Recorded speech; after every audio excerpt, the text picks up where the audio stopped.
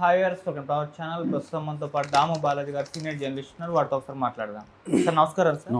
Sir పహల్గామ్లో ఉగ్రదాడి చేసిన టెర్రరిస్టులు నలుగురు శ్రీలంకలో ఉన్నారు, శ్రీలంకలో దొరికిపోయారు, వాళ్ళని పట్టేసుకున్నారని చెప్పేసి వార్తలు వస్తున్నాయి సార్. మరి శ్రీలంకకి టెర్రరిస్టులు ఎలా వెళ్ళారు, మరి నిజంగా వాళ్ళని పట్టేసుకున్నారు, దీనికి సంబంధించి ఎటువంటి వివరాలు ఉన్నాయి సార్? మనకు పహల్గామ్ దాడి ఏప్రిల్ 22 జరిగిన పహల్గామ్ ఏదైతే ఉందో బేస్రాన్ మెడోస్లో జరిగింది. అది బేస్రాన్ వ్యాలీ అని కూడా అంటారు. సో అందులో 26 మంది చనిపోయారు, 25 మంది ట్రావెలర్స్, అందులో ఒకరు నేపాల్, ఒక local horse rider, Kashmiri horse rider, మొత్తం 26 మంది చనిపోయారు. దీనికి సంబంధించి ఎన్ఐఏ చేతికి ఇన్వెస్టిగేషన్ ఇచ్చారు, నేషనల్ ఇన్వెస్టిగేషన్ ఏజెన్సీ ఎన్ఐఏ అంటే. సో అంటే టెర్రరిస్ట్ యాక్టివిటీస్ అన్నీ కూడా ఎన్ఐఏనే టేకప్ చేస్తుంది. కాబట్టి ఎన్ఐఏ గత 10 రోజుల నుంచి కూడా వీళ్ళని పట్టుకోవడానికి కాశ్మీర్లో టెస్ట్ వేసి పెద్ద ఎత్తున ఆపరేషన్స్ చేస్తుంది. దాదాపు 8,000 మందిని ఇప్పటివరకు విచారించింది. అందులో 1,500 యూత్ని పట్టుకొని వాళ్ళని క్షుణ్ణంగా విచారించారని చెప్తున్నారు. దాదాపు 20 మంది ఇప్పటి వరకు గ్రౌండ్ లెవెల్ వర్కర్స్ అంటారు, ఓవర్ గ్రౌండ్ వర్కర్స్ అంటారు వాళ్ళని, OGW. ఈ ఓవర్ గ్రౌండ్ వర్కర్స్ అంటే టెర్రరిస్టులకి ఓవర్ గ్రౌండ్ వర్కర్స్ నెట్వర్క్ ఉంటుంది కాశ్మీర్లో. వీళ్ళు టెర్రరిస్టులకు హెల్ప్ చేస్తుంటారు. వీళ్ళు బయట నార్మల్గా టీచర్స్ గానో షాప్ ఓనర్స్ గానో ఏదో ఒక పనులు చేసుకుంటూ నార్మల్ పీపుల్ లాగే ఉంటారు. వీళ్ళని OGWs అంటారు, ఓవర్ గ్రౌండ్ వర్కర్స్ అంటారు. ఇలాంటి వాళ్ళు ఒక 20 మంది ఈ ఆపరేషన్లో పాల్గొన్నట్టుగా ఎన్ఐఏ గుర్తించింది. అయితే ఈ పాల్గొనిందేమో అక్కడ పాల్గొనింది 4 అని చెప్తున్నారు. అందులో 4 పేర్లు కూడా రిలీజ్ చేశారు. ఇద్దరు పాకిస్తాన్ వాళ్ళు ఉన్నారు. హషీమ్ మోసా అలియాస్ సులేమాన్, అతను నెంబర్ 1. అతను మిలిటరీలో కూడా పనిచేస్తాడు, స్పెషల్ ఫోర్సెస్లో అతను ఉన్నాడని చెప్తున్నారు. రెండవది అలీబాయ్ అలియాస్ తలహాబాయ్. ఈ అలీబాయ్ తలహాబాయ్ కూడా పాకిస్తాన్ టెర్రరిస్టు.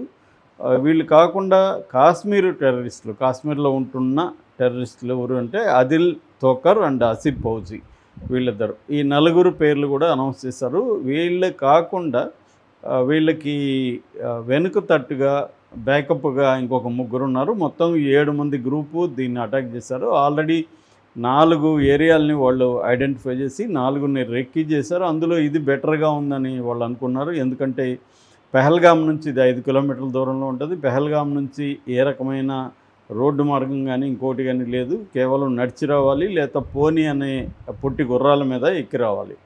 సో కాబట్టి ఇక్కడ అటాక్ చేస్తే కూల్గా మన టైం ఉంటుంది, కూల్గా అటాక్ చేసుకోవచ్చు, అటాక్ చేసి కూడా రిట్రీట్ అయిపోవచ్చు అనేది వాళ్ళు అనుకున్నారు. అది నిజం కూడా అయింది. దాదాపు 1 అవర్ వరకు అక్కడికి ఎవరు రాలేదు. జరిగిన 1 అవర్ వరకు కూడా ఎటువంటి సాయుధ ఫోర్స్ అనేది అక్కడికి రాలేదు. కాబట్టి 7 మామూలుగా ఏంటంటే ఎప్పుడు అటాక్స్ ఇట్లాంటి మిలిటరీ లెవెల్ అటాక్స్ అంటాం, మావోయిస్టులు కానీ లేకపోతే టెర్రరిస్టులు కానీ అటాక్స్ వెరీ ఆర్గనైజ్డ్గా ఉంటాయి. ఒక రకంగా మిలిటరీ పద్ధతుల్లోనే వీళ్ళు అటాక్స్ చేస్తారు. ఒక అసాల్ట్ టీం ఉంటుంది, డిఫెన్స్ టీం ఉంటుంది, దానికి సంబంధించి ప్రొటెక్షన్ కోసం అంటే ఇతర పనుల కోసం కూడా పెట్టుకుంటారు. సో ఇక్కడ 4 పార్టిసిపేట్ చేశారంటే ఖచ్చితంగా వీళ్ళ వెనక అక్కడే ఆ అడవిలో ఒక 4-5 ఉండే అవకాశం ఉంది. ఎందుకంటే ఫుడ్డు వీళ్ళకి, ఆ తర్వాత ఫస్ట్ ఎయిడ్ కిట్టు, వీళ్ళకి ఏమన్నా గాయాలైతే ఫస్ట్ ఎయిడ్ కిట్టు ఇట్లాంటివి ఉంటుంది. తర్వాత అక్కడ పైలట్ కూడా ఉంటారు. పైలట్ అంటే రిట్రీట్లో వెళ్ళాలంటే అక్కడ లోకల్గా ఆ ఏరియా మీద పట్టున్న ఒక అతను కూడా పెట్టుకుంటారు. ఆ దారులు అవన్నీ తెలియాలి, ఎందుకంటే వీళ్ళకి కొత్తగా అవచ్చు. కాకపోతే రెక్కీ వీళ్ళు చేస్తుంటారు. దాదాపు 20-22 కిలోమీటర్లు నడిచి రెక్కీ చేశారని చెప్తున్నాను. నేను కూడా మావోయిస్టులో చూశాను. వాళ్ళు కూడా ఎక్కడన్నా సిటీలో అటాక్ చేయాలనుకుంటే సిటీ నుంచి ఎలా రిట్రీట్ అవ్వాలనేది నడిచే చూస్తారనమాట, అంటే బై వాక్ చూస్తారు. దానివల్ల ఏమవుతుందంటే టెర్రైన్ మీద మనకు మంచి పట్టు ఉంటుంది. సో అలాగే వీళ్ళు కూడా ఒక 22 కిలోమీటర్లు నడిచి ఇక్కడికి వచ్చారని, మొత్తం ఒక వారం నుంచి ఇక్కడే ఈ ఏరియాలో తిరుగుతున్నారనేది వాళ్ళు, దానికి సంబంధించిన ఫుడ్ కావచ్చు, మెడిసిన్ కావచ్చు, ఇతర ఇవి తెచ్చుకున్నారు. ఇవన్నీ గుర్తించింది. అయితే ఇప్పటి వరకు పట్టుకోలేకపోవడానికి ప్రధాన కారణం ఏంటంటే అక్కడ టెర్రైన్ అంటే ఆ ప్రాంతం అనేది దట్టమైన అడవితో కూడుకుంది. ముఖ్యంగా పిర్పంజల్ రేంజ్ ఫారెస్ట్ అంటారు దాన్ని కాశ్మీర్లో. పిర్పంజల్ రేంజ్ ఫారెస్ట్ వచ్చి ఒక దుర్గమమైన అరణ్యం. సో దాంట్లో అనేక దారులు ఉంటాయి, అనేక గుహలు ఉంటాయి, రకరకాల వ్యవహారాలు ఉంటాయి. అక్కడ దట్టమైన అరణ్యం, దాంట్లో వీళ్ళు వెళ్ళి పట్టుకోవడం కష్టంగా ఉంది ఎక్కడ ఉన్నారా అని. రెండవది సెల్ఫ్ రిలయన్స్ అండ్ ప్రిపరేషన్ అనేది టెర్రరిస్టులకి బాగా పెరిగింది ఈ మధ్యకాలంలో. అంటే వాళ్ళు 10 రోజులైనా 20 రోజులైనా ఆల్రెడీ అడవుల్లో కొన్ని చోట్ల డంపు ఫుడ్ పెట్టేసుకున్నారు వాళ్ళు అక్కడక్కడ. సో ఈ ఎక్కడైనా ఒక చోట ఏదైనా ఇంకొక చోట వాళ్ళకి ఫుడ్ డంప్ ఉంటుంది. అట్లాగే వంట చేసుకోవడానికి కూడా కొన్ని పాత్రలు అవన్నీ కూడా కొన్ని ఏరియాలో పూడ్చిపెట్టేసుకున్నారు. సో ఇట్లా వాళ్ళు ఫుడ్డు, మెడిసిను, తర్వాత కమ్యూనికేషన్ కూడా మామూలుగా అయితే టెర్రరిస్టుల ఫోన్లని వాటిని ఇంటర్సెప్ట్ చేయడం అనేది మన వాళ్ళకి బాగా ఈజీగా ఉండేది.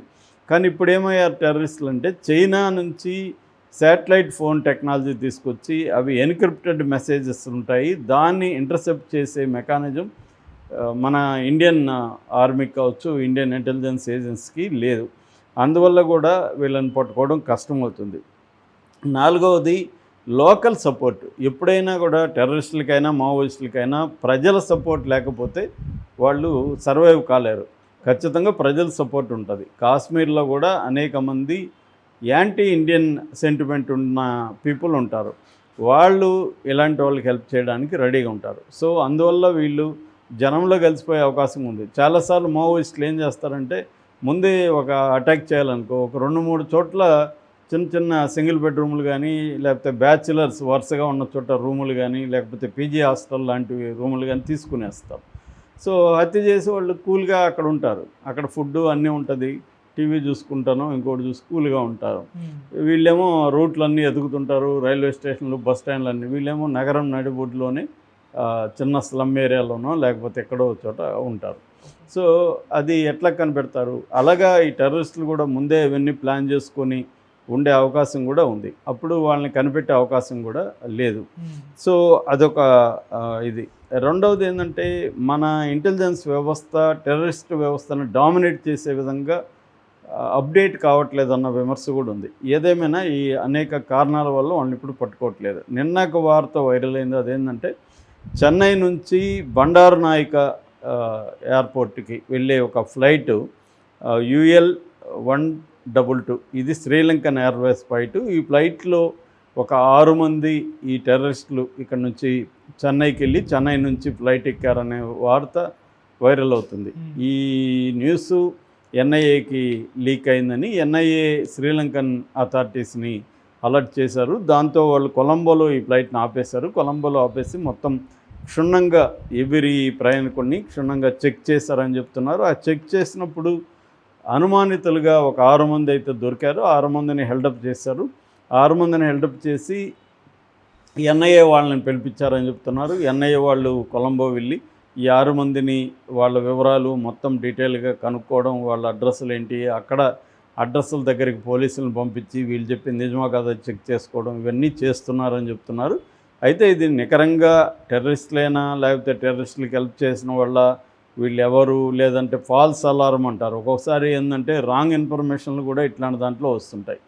సో అది కూడా జరిగే అవకాశం ఉంది. ఎందుకంటే ఇప్పుడు జరిగి ఈరోజు 11వ రోజు, 11 రోజులు అయిపోతున్నా ఇప్పటికి కూడా మనం ఈ టెర్రరిస్టులను పట్టుకోలేదన్న విమర్శ పెద్ద ఎత్తున వస్తుంది. మామూలుగా టెర్రరిస్టులను పట్టుకొని వీళ్ళిద్దరూ పాకిస్తాన్ అనేది నిరూపిస్తే మనకు వరల్డ్ వైడ్గా కూడా మద్దతు దొరుకుతుంది. ఎందుకంటే పాక్లో నుంచే టెర్రరిస్టులు వచ్చి మా దేశంలో, మా భూభాగంలో మా ప్రజల్ని చంపినారనే ఒక నెరేటివ్ని జనంలోకి తీసుకెళ్ళచ్చు. కానీ అది జరగట్లా. అందుకని మోడీ ప్రభుత్వం వెయిట్ చేస్తుంది. పాకిస్తాన్ మీద ఏదైనా అటాక్ చేయాలన్నా కూడా ప్రూఫ్ ఉండాలి ప్రపంచానికి మనం. ఎందుకంటే ప్రపంచంలో అనేక దేశాలు మనకి మీరు రిస్ట్రిక్ట్గా ఉండండి, మీరు రిస్ట్రెయిన్గా ఉండండి, అటాక్ చేయకండి అని మనకి చెప్తున్నాయి, ఇంక్లూడింగ్ అమెరికా. సో అందువల్ల మనం తొందరపడేదన్న నిర్ణయం తీసుకుంటే దాని రిపర్కషన్స్ చాలా సీరియస్గా ఉండే అవకాశం ఉంది. మన దేశం ప్రపంచవ్యాప్తంగా బ్యాన్ చేసే అవకాశం ఉంది, వ్యాపార పరంగా కావచ్చు, ఇంకొక రకంగా కావచ్చు. ఇవన్నీ దృష్టిలో పెట్టుకొని మనం